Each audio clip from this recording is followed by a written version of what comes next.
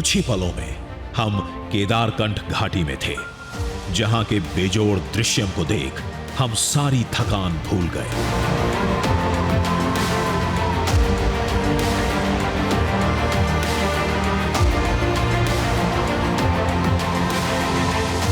इसी घाटी में सैकड़ों चोटियां हैं। इन्हीं में एक वो शिखर भी है जिसकी तलाश हमें 12,000 फीट की ऊंचाई तक खींच लाई थी, लेकिन घाटी में सूर्योदय का दृश्यम देखे बगैर हम आगे कैसे बढ़ते। तो देखिए 3 बजे हमने ये सफर शुरू किया था। अब हम केदारकांठा में सबसे ऊंची चोटी पर पहुंच चुके हैं, जहां से सूर्योदय या यूं कह लीजिए शिव उदय होता है। क्योंकि जो सूर्योदय होता है वैसा लगता है कि शिव के ऊपर जो मणि चमकती है वही यहाँ इन घाटियों को चीरते हुए नजर आती है। बहरहाल अभी जो दृश्य आप देख रहे हैं ये वाकई खूबसूरत है, और यहाँ इस दृश्य को देखने के लिए कुछ परेशानियां आपको जरूर झेलनी पड़ती हैं। अभी जहाँ तापमान 0 से 3 से 5 डिग्री सेल्सियस तक नीचे जा चुका है, वहीं दूसरी ओर लगातार तेज हवा, आप शायद उसे महसूस कर पाएँ जब मैं बोल रहा हूँ। और यहाँ पर खड़े होना बहुत मुश्किल है क्योंकि ये हवा लगातार अपने साथ आपको बहा ले जाने पर आमादा रहती है। लेकिन जब आपको ये दृश्य देखना हो तब ये तमाम परेशानियाँ छोटी लगती हैं।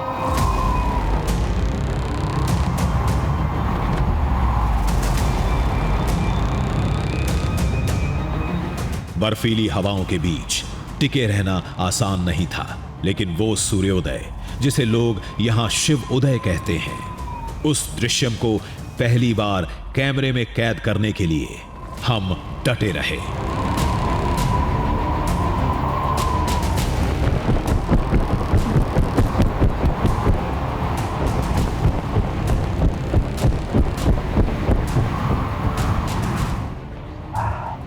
पारा लगातार गिर रहा है।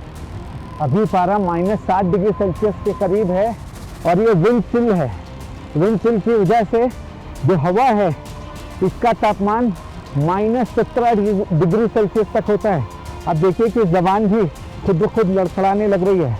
ये ग्लव्स, ये बूट्स, ये जैकेट, ऐसा लग रहा है कि कुछ असर नहीं दिखते। बर्फ से ढके पहाड़ हैं और उसके बीच से मणि की तरह चमकता हुआ ये सूर्य का गोला हमें नजर आया। शायद यही वजह है कि लोग कहते हैं यहाँ सूर्योदय नहीं, यहाँ शंकर का उदय होता है, शिव का उदय होता है। क्योंकि जो मणि शिव ने धारण की थी वो जब निकलती होगी तो कुछ इसी तरीके से चमकती हुई नजर आती होगी। ये लोगों की आस्था है, ये लोगों का विश्वास है, भरोसा है। यही वजह है कि जब यहाँ हवा इतनी तेज है जो आपको महसूस होती है -17 से 18 डिग्री सेल्सियस तक, उसमें भी लोग यहाँ खड़े होते हैं और इस दृश्य को देखने के लिए, इस दृश्य को देखने के लिए लगातार वो बेसब्री से इंतजार कर रहे होते हैं।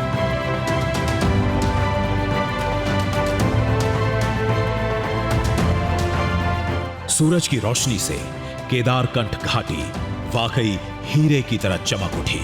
इसी रोशनी को पुराणों में माना जाता है कि सूर्य की पहली रोशनी के साथ युगों से महादेव केदारकंठ की चोटी पर वास करते हैं।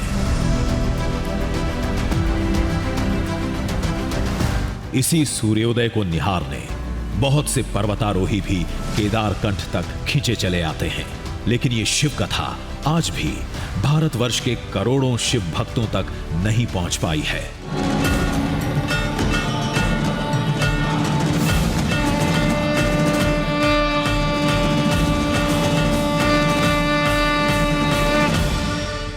कुछ देर तक इस शिव उदय को देखने के बाद हम अगले और अद्भुत पड़ाव की तरफ निकल पड़े, यानी केदारकंठ की वो चोटी जहां केदारनाथ धाम अधूरा रह गया था।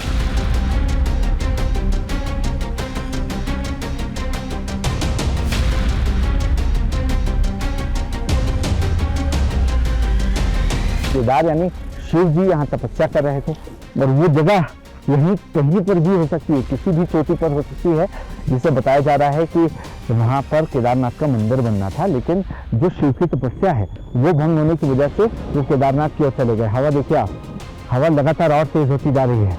अगर आप मफलर भी पहनकर आए तो ये मफलर टिक नहीं रहा है, ये उड़ जा रहा है।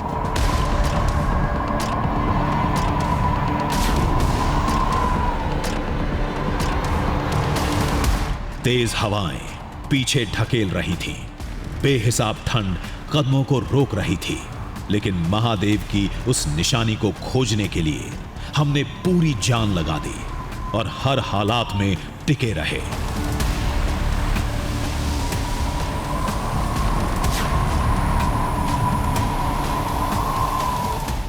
बहुत तेज हवा है और जब इतनी तेज हवा है आप आगे नहीं बढ़ सकते हैं, क्योंकि ये आपको अपनी ओर खींचती है या धकेलती है इस खाई की ओर।